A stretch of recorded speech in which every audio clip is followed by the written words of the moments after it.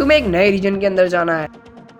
इसका नाम है द इंडियन रीजन। लोगों के मुताबिक उस स्टोन का नाम है इमोर्टल स्टोन। वहाँ पर तुम्हें एक नया फिनोमेना भी सीखने को मिल जाएगा। ऐश, चाइज़ार्ड तुम मेरे साथ नहीं चल सकते। ऐश, तुम्हारा चाइज़ार्ड यहाँ से गायब है। मुझे हवा में एक पोकेमॉन उड़ता हुआ दिख। ऑन के लास्ट एपिसोड में हम लोगों ने देखा था कि ऐश एक रास्ते पे चले जाता है पिकाचू को लेकर, लेकिन ऐश के कहीं जाने से पहले हमें दिखाया जाता है एक फ्लैशबैक जहाँ पर ऐश जाता है प्रोफेसर ओक की लैब में, क्योंकि प्रोफेसर को उससे कुछ काम था। प्रोफेसर ओक बोलते हैं कि ऐश, तुम आ चुके हो और मुझे तुमसे इस बार बहुत ही ज्यादा जरूरी काम है। काम सिर्फ दो लोग कर सकते हैं। पहला तो तुम ऐश, क्योंकि तुम वर्ल्ड चैंपियन हो और तुम बहुत ताकतवर हो। दूसरा मेरा ही एक स्टूडेंट है, लेकिन वो ये काम नहीं कर सकता क्योंकि अभी वो बहुत ज्यादा बिजी है। तुम्हारी तरह बहुत ज्यादा ताकतवर है ऐश। ऐश बोलता है कि मैं उससे मिलना चाहता हूँ और फिर प्रोफेसर उसे जवाब देते हैं कि तुम ये बात छोड़ो, हम अभी अपने काम की बात करते हैं। बोलता है कि मुझे कोई प्रॉब्लम नहीं है, आप मुझे वो काम बताइए, मैं जरूर करूंगा अपनी पूरी कोशिश के साथ। प्रोफेसर बोलते हैं ये जो मैं बोलने जा रहा हूँ उसे बिल्कुल ध्यान से सुनना, और आप सब भी। हमें एक नए रीजन के अंदर जाना है। हालांकि वो कोई रीजन नहीं है, लेकिन वो सारे रीजन के थोड़े थोड़े पार्ट को मिलाकर बना हुआ है। जो 9 रीजन है उन सब के बीच में है एक रीजन जिसका नाम है the Indian reason. Indian reason के अंदर तुम्हें कोई अलग टाइप के पोकेमॉन देखने को नहीं मिलेंगे, लेकिन वहाँ पर तुम्हें सारे रीजन के मिक्स टाइप में पोकेमॉन देखने को मिल जाएंगे। हाँ, हालांकि तुम्हें इंडियन रीजन के अंदर थोड़े बहुत अलग पोकेमॉन देखने को जरूर मिलेंगे। सुनो ऐश, जो मैं तुम्हें ध्यान लगा के बताने वाला हूँ। सबसे पहली बात तो ये है कि इंडियन रीजन के अंदर एक खास टाइप का पत्थर पड़ा हुआ है। नाम और वो कैसा दिखता है ये किसी को भी नहीं पता।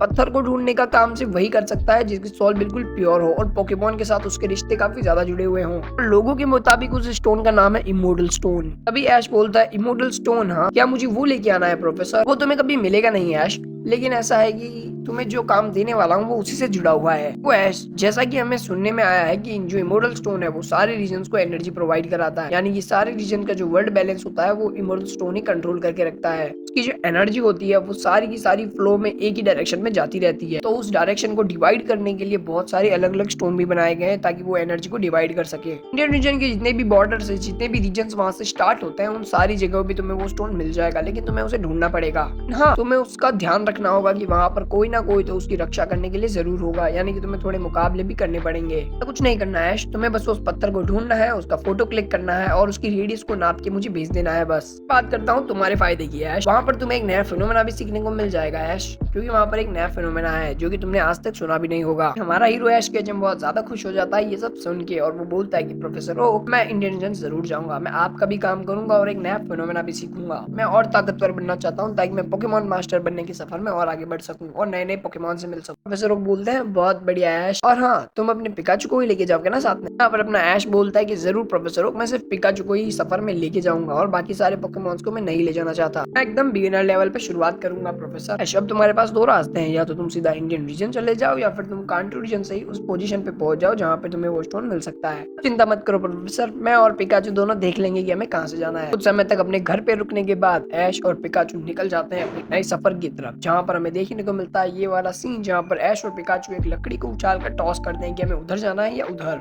जब ऐश वहाँ से निकल रहा था तब ऐश का चाइज़ार्ड उसे देख रहा था और ऐश के चाइज़ार्ड को भी इच्छा थी ऐश के साथ जाने की, लेकिन ऐश उसे मना कर देता है कि चाइज़ार्ड तुम मेरे साथ नहीं चल सकते। हम देखते हैं कि ऐश जा रहा होता है बाउंड्री की तरफ कांटो रीजन की। फिर हम अचानक से यहाँ पर एक फाइटिंग स्टूडियो का सीन देखते हैं जहाँ पर कुछ पोकेमॉन फाइट कर रहे होते हैं, उनमें से एक प्राइमेप भी होता है। फिर हम देखते हैं कि प्राइमेप जो होता है वो एक ही पंच से आगे वाले पोकेमॉन को हरा देता है और प्राइमेप ये टूर्नामेंट जीत जाता है। अभी जो प्राइमेप का ट्रेनर होता है वो बोलता है कि मुझे अपना वादा याद है प्राइमेप, तुम चिंता हो मत। ऐश और पिकाचू को याद आता है कि उन्हें एक काम करना था। तभी ऐश जंगल की तरफ देखकर जोर से चिल्लाता है पिजियॉट। ऐश का पिजियॉट वहां से उड़ता हुआ आता है और ऐश बोलता है कि आखिरकार तुमने तुम्हारे सारे पीजीस और पिजियोटो को ट्रेन कर दिया है, अब वो अपना ध्यान खुद रख सकते हैं, तो क्या तुम मेरे साथ एक नए सफर पर चलना चाहोगे पिजियॉट? ऐश का पिजियॉट पहले तो मना कर देता है, लेकिन जब उसके पीछे खड़े पीजी और पिजियॉट उसे और फोर्स करते हैं कि तुम अब जा सकते हो, तब ऐश का पिजियॉट भी हाँ कर देता है कि मैं तुम्हारे साथ चलने के लिए तैयार हूँ ऐश। पिजियॉट का पोकेबॉल पहले ही लेके आया था क्योंकि ऐश को लगा ही था कि पिजियॉट उसके साथ चलने के लिए तैयार हो जाएगा, और ऐश बोलता है वापस आ जाओ पिजियॉट, काफी लंबे समय के बाद तुम्हें पोकेबॉल में बुला रहा हूँ। यहाँ पर देखते हैं ऐश का जब पहुंच जाता है इंडियन रीजन की बॉर्डर पर। हम ऐश को देखते हैं वो इंडियन रीजन के अंदर कदम रखता है और ऐश को महसूस होता है कि यहाँ बहुत सारी पॉजिटिव एनर्जी का फ्लो बहता है। पिकाचू भी तैयार हो जाता है ये सारे मिशन को कंप्लीट करने के लिए, क्योंकि अब ये दोनों करने वाले हैं द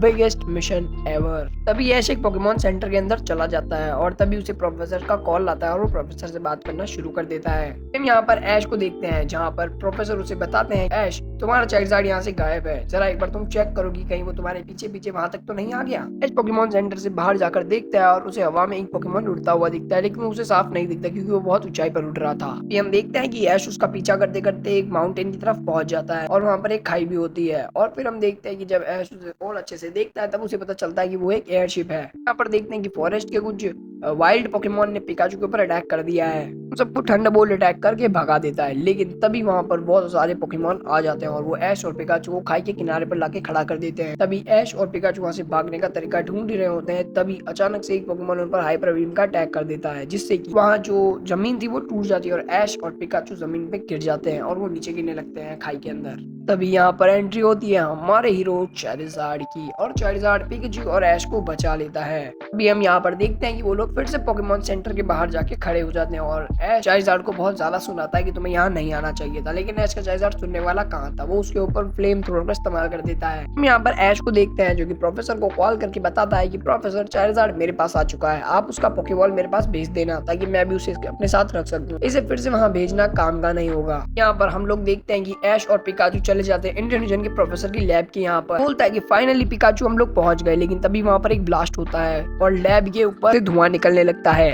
ये देखकर बहुत ज्यादा चौंक जाता है और वो लैब के पास पहुंच जाता है और अपने चाइज़ार्ड और पिजियोट को बाहर बुला देता है और बोलता है कि उस एयरशिप पर अटैक करो, वो पोकेमॉन भागना नहीं चाहिए, क्योंकि लैब से एक पोकेमॉन बाहर निकला था लेकिन ऐश उसे साफ देख नहीं पा रहा था धुएं की वजह से। वो जो पोकेमॉन होता है वो दिख जाता है ऐश को, वो होता है एक डार्क ज़ोरवार्क यानी कि एलोलन ज़ोरवार्क, लेकिन उसके अंदर डार्क शैडो टाइप का भी कुछ पावर था और वो ही चाइज़ार्ड के ऊपर और पिजियोट के ऊपर एक अटैक करता है जिससे वो दोनों बेहोश हो जाते हैं और नीचे गिर जाते हैं। हम अंदर से एक प्रोफेसर को बाहर आते देखते हैं और ऐश बोलता है, प्रोफेसर क्या आप ठीक तो है? तभी वो प्रोफेसर बोलते हैं, मैं तो ठीक हूँ, लेकिन वो रुके नहीं, वो चले गए और वो बहुत ही कीमती चीज लेकर गए हैं। मेरा बहुत ही अच्छा गैजेट था जिससे हम किसी भी पोकेमॉन को कंट्रोल कर सकते हैं। तभी ऐश बोलता है कि पोकेमॉन को कंट्रोल करने के लिए हमें उन्हें दोस्ती करनी चाहिए, लेकिन तभी प्रोफेसर बताता है कि कुछ पोकेमॉन ऐसे होते हैं जो हमारी बात नहीं मानते या वो इंसानों के साथ रहना पसंद नहीं करते, लेकिन वो पोकेमॉन बहुत ज्यादा काम के होते हैं। इसीलिए प्रोफेसर ने वो गैजेट बनाया था ताकि वो इंसानों की भलाई के लिए उन पोकेमॉन का इस्तेमाल कर सकते, लेकिन अब वो टीम उसे लेके चली गई। तभी यहाँ पर ऐश बोलता है कि मैं उसे वापस लेके आ जाऊंगा प्रोफेसर, लेकिन उससे पहले आप लोग अपनी लैब को ठीक कीजिए, वरना कहीं आपकी लैब की वजह से बाकी सारे लोगों को दिक्कत ना हो। प्रोफेसर बोलते हैं कि ये हमारी असली लैब है ही नहीं, ये लैब तो बस हमें एक्सपेरिमेंट के लिए रख रखी थी। वो दोनों वहां से चले जाते हैं और वो टीम आके उस गैजेट को क्यों लेके गई है मैं अगले एपिसोड में पता चलेगा। उम्मीद करता हूँ आप लोग वीडियो को लाइक करके चैनल को सब्सक्राइब कर दोगे और आपके सामने दो वीडियो आ रहे होंगे, आप लोग जो देखना चाहो वो देख सकते हो। और हाँ, मेरे मेन यूट्यूब चैनल को भी सब्सक्राइब कर देना।